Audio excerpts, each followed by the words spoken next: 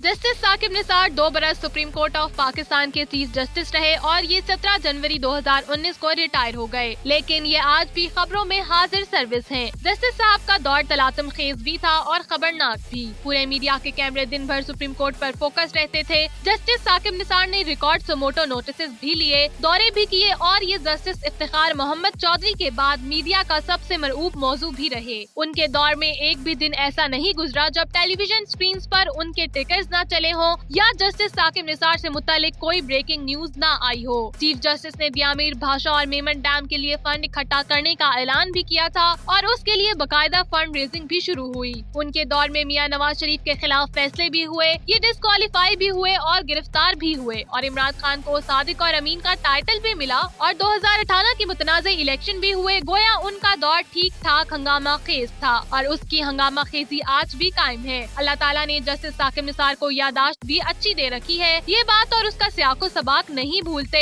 जनवरी 2018 में कसूर की बच्ची ज़ैनब का वाकया पेश आया था। उस वाक़े के दौरान हमारे सहाफ़ी दोस्त डॉक्टर शाहिद मसूद ने दावा कर दिया मुल्जिम इमरान अली आलमी माफिया का रुकन है और उसके 37 फॉरेन अकाउंट्स हैं। जस्टिस साकिब निसार ने उस दावे पर सुमोटो नोटिस ले लिया। समाअत शुरू हो गई। चीफ जस्टिस ने उस समाअत के दौरान सीनियर सहाफ़ियों और एंकर पर्सन को भी मावनत के लिए अदालत बुला लिया। मैं भी इस लिस्ट में शामिल था, लेकिन जाती मसरूफियत की वजह से अदालत ना जा सका। मेरी चंद माह बाद जहाज में जस्टिस साहब से मुलाकात हुई तो उन्हें याद था मैं समाअत के दौरान अदालत नहीं आया था, लिहाजा उन्होंने फौरन शिकवा किया। मैंने आपको दावत दी थी लेकिन आपने ठुकरा दी। मैंने माजरत करके अर्ज किया ये वाकई मेरी कोताही है, आप अब जब भी बुलाएंगे मैं हाजिर हो जाऊंगा और उन्होंने दूसरे ही दिन मुझे चाय पर बुला लिया और यूँ मेरी उनसे 1 घंटा मुलाकात हुई। मैंने उस मुलाकात पर 22 मार्च 2018 को चीफ जस्टिस के साथ एक तवील मुलाकात के टाइटल से कॉलम लिखा था। उस कॉलम ने भी उस जमाने में बहुत शोर बर्पा किया, उस पर शोज भी हुए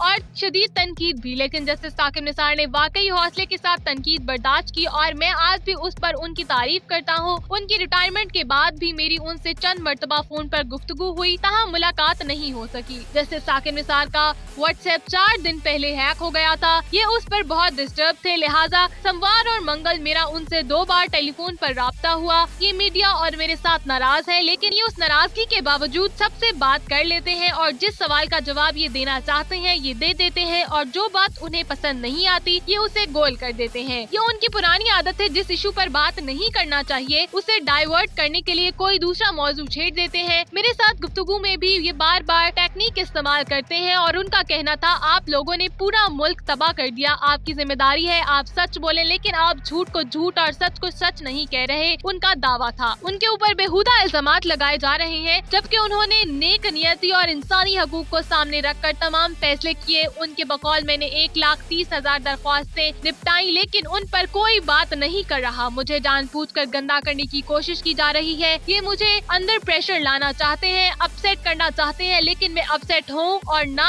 अंडर प्रेशर हूँ। ये लोग मेरी जान तो नहीं ले सकते। उनका कहना था मेरा व्हाट्सएप अचानक हैक हो गया, मेरे बेटे ने व्हाट्सएप और FIA को मतला कर दिया, व्हाट्सएप कंपनी का मैसेज आ गया, हम आपका अकाउंट रिकवर कर रहे हैं, लेकिन FIA की तरफ से अभी तक कोई जवाब नहीं मिला। मैंने पूछा क्या आपके व्हाट्सएप में आपकी कोई ऐसी ऑडियोज और वीडियोस तो नहीं थी जिन्हें कोई गलत इस्तेमाल कर सकता हो। ये सवाल उनको अच्छा नहीं लगा और उनका कहना था मेरा व्हाट्सएप हैक करना चोरी है और ये जिसने भी की उसे अल्लाह के सामने जवाब देना पड़ेगा। मैं अब रिटायर्ड जिंदगी गुजार रहा हूँ, मुझे इशूज में घसीटने, खराब करने और तकरीरों में मेरे ऊपर कीचड़ उछालने के क्या जस्टिफिकेशन है? आप तो कम से कम सच का साथ दें, आप तो दूसरों की जिंदगी में घुसने वालों के साथ ना चलें। मैंने पूछा क्या जनरल बाजवा और जनरल फैज हमीद आपके फैसलों पर असरअंदाज होते रहते हैं? जस्टिस साकिब निसार ने कलमा पढ़कर जवाब दिया बिल्कुल नहीं, मेरा दोनों के साथ कोई ताल्लुक नहीं था। मैं इतना कमजोर नहीं था कि जनरल फैज जैसा शख्स मुझसे राब्ता कर सकता, मुझसे मिल सकता और मैं इसकी ख्वाहिश पूरी करता। मैं जनरल फैज अहमद से क्यों मिलूंगा और न उसमें इतनी जुर्रत थी कि ये मुझे फोन करता या मुलाकात करता। मैंने पूछा आपने इमरान खान को सादिक और अमीन करार दिया था, ये फैसला आज भी डिस्कस हो रहा है, क्या आपका फैसला गलत था? ये फौरन बोले जज दरख्वास्तों और पिटिशनर में उठाए जाने वाले सवालों पर फैसला करते हैं। हमारे सामने हनीफ अब्बासी के वकील अकरम शेख ने बनी गाला की मनी ट्रेल के हवाले से 3 सवाल रखे थे और हम chief justice Saqib Nisar, justice Umar Ata Bandial और जस्टिस फैसल अरब ने इमरान खान को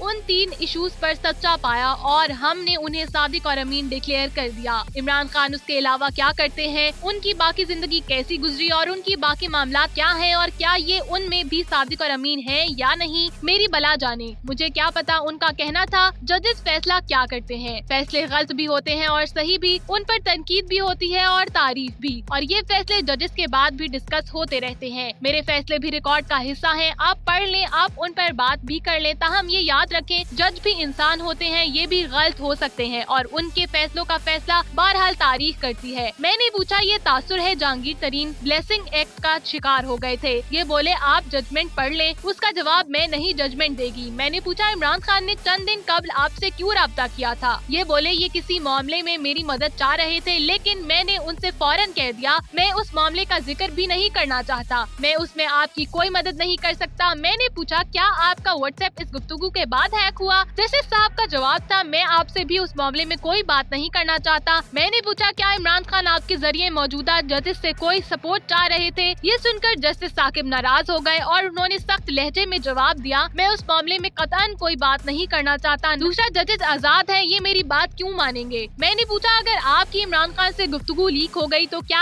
आप दोनों के लिए खतरनाक नहीं होगा। ये सख्ती से बोले तुम लोगों ने पूरे मुल्क को बर्बाद कर दिया है, बच्चों की जिंदगियां तबाह कर दी हैं, तुम लोगों ने तमाम लोगों के बारे में बदएतमादी और बेएतबारी पैदा कर दी है। आप लोग मेरे साथ भी यही कर रहे हैं, लेकिन मैं डरने वाला नहीं हूँ। मैंने पूछा आप किसको बर्बादी की बड़ी वजह समझते हैं। ये बोले हम सब जिम्मेदार हैं, मैं किसी एक इदारे को जिम्मेदार नहीं समझता। हम सब लोगों और इदारों ने मिलकर इस मुल्क को तबाह किया। आपने भी और मैंने भी, आपकी जिम्मेदारी है आप पाकिस्तान के बारे में सोचें, बच्चों की जिंदगियां तबाह ना करें, अपना कंडक्ट ठीक कर लें, रेटिंग के पीछे ना दौड़ें। मैंने पूछा आपका जनरल फैज हमीद के साथ कोई राब्ता है। ये बोले बिल्कुल नहीं। ताहम जनरल बाजवा रिटायरमेंट के बाद 2.5-3 माह कबल जनवरी 2023 में मेरे पास मेरे घर तशरीफ लाए थे। हमने चाय इकट्ठे पी, गपशप की, बच्चों और फैमिली के बारे में बात की और बस मैंने कहा मेरा ख्याल है आप इस मुलाकात से कबल फैमिली समेत उनके घर भी गए थे। उनका जवाब था ये मुलाकातें गैर सियासी थी और फैमिली मीटिंग्स थी, उनका सियासत और मौजूदा हालात से कोई लेना देना नहीं था। आप लोग स्पेकुलेशंस ना करें। मैंने साबिक चीफ जस्टिस को एक बार फिर इमरान खान से गुफ्तगू और उनके दौर के मुकदमात की तरफ ले जाने की कोशिश की, लेकिन ये बड़ी महारत से बात को दोबारा अपने कारनामों की तरफ ले आए और उनका कहना था मैंने जिंदगी में जो अच्छे काम किए आप लोग उनका जिक्र क्यों नहीं करते, आप मेरे सियासी फैसलों को क्यों ज्यादा डिस्कस करते हैं। हमारे पास इस दौर में जो शवाहिद थे हमने कानून के मुताबिक फैसले कर दिए, आप फैसले पढ़ें और उन्हें अच्छा या बुरा समझ लें, मुझसे क्यों पूछते हैं। तहाँ मुझे उनकी गुफ्तगू से ये महसूस हुआ ये डिस्टर्ब भी है और परेशान भी।